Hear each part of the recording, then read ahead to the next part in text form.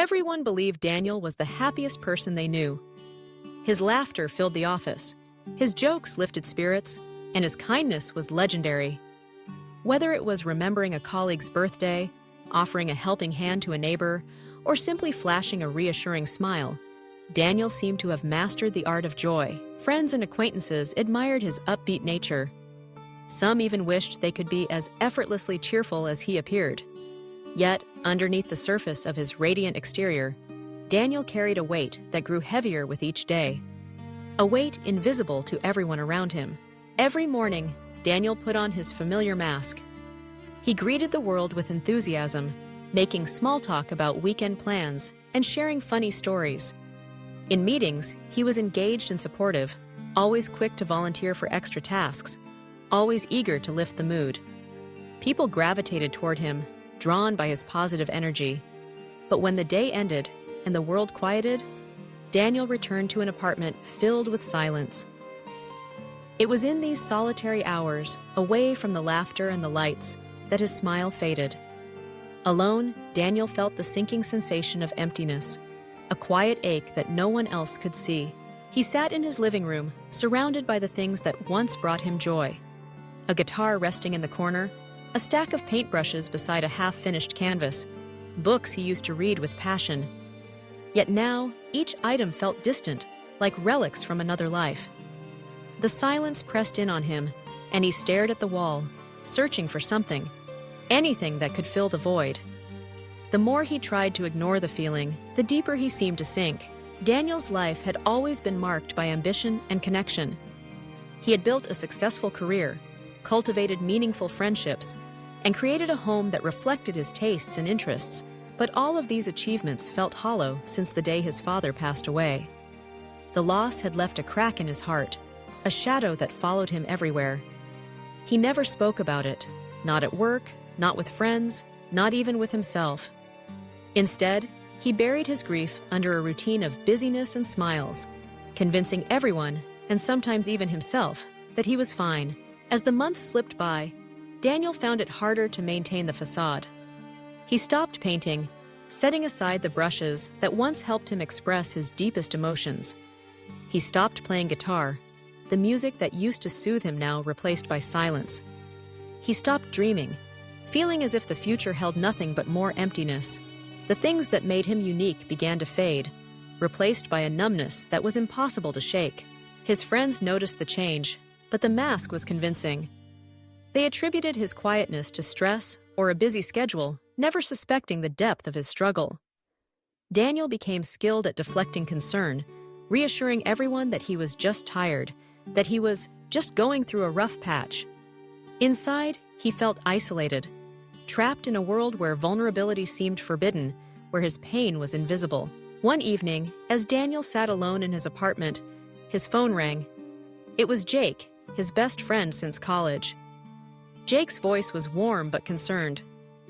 "You okay, man? You've been quiet lately." The question lingered in the air, gentle but probing. Daniel hesitated, the urge to say, "I'm fine," rising instinctively. But something in Jake's tone made him pause. For the first time, he allowed himself to speak the truth. "I don't know," he murmured, the words barely above a whisper. Jake didn't press for details or offer platitudes. Instead, he simply came over.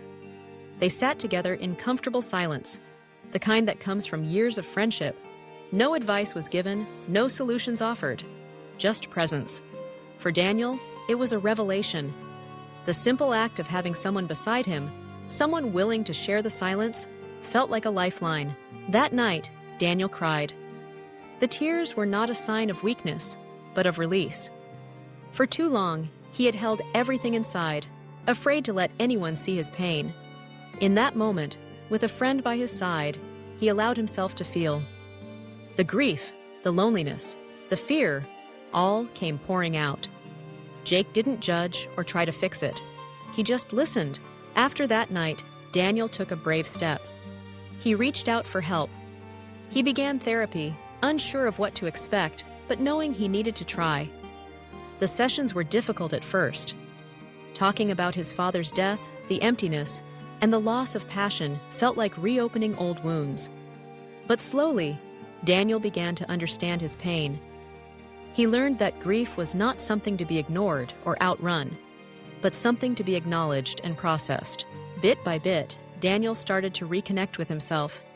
He found the courage to pick up his paintbrushes, even if his first attempts felt awkward and uncertain.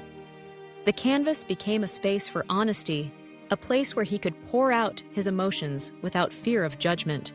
He strummed his guitar, letting the music express what words could not. Each small act of creativity was a step toward healing, a reminder that he was still capable of feeling, of dreaming, of living. Therapy taught Daniel that healing was not linear. Some days he felt hopeful, others he struggled. But he no longer faced the darkness alone. He allowed himself to lean on friends, to share his story, to ask for support when he needed it. The mask he once wore began to fall away, replaced by a genuine sense of self. His smiles were no longer forced, but real, reflections of a man who had faced the storm and chosen to heal. Daniel's journey was not about erasing the pain, but about learning to live with it. He discovered that vulnerability was not a weakness, but a strength. By opening up, he found connection and understanding. By seeking help, he rediscovered hope. And by embracing his true self, he found a new kind of happiness, one rooted in authenticity, resilience, and the courage to keep going. Today, Daniel still laughs, still helps others, and still remembers every birthday. But now, his happiness is deeper. It comes from a place of acceptance, from the knowledge that it's okay to struggle, and that healing is possible.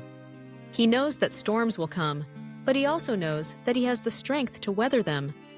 And in sharing his story, Daniel hopes to remind others, you are not alone. Sometimes the bravest thing you can do is let someone in.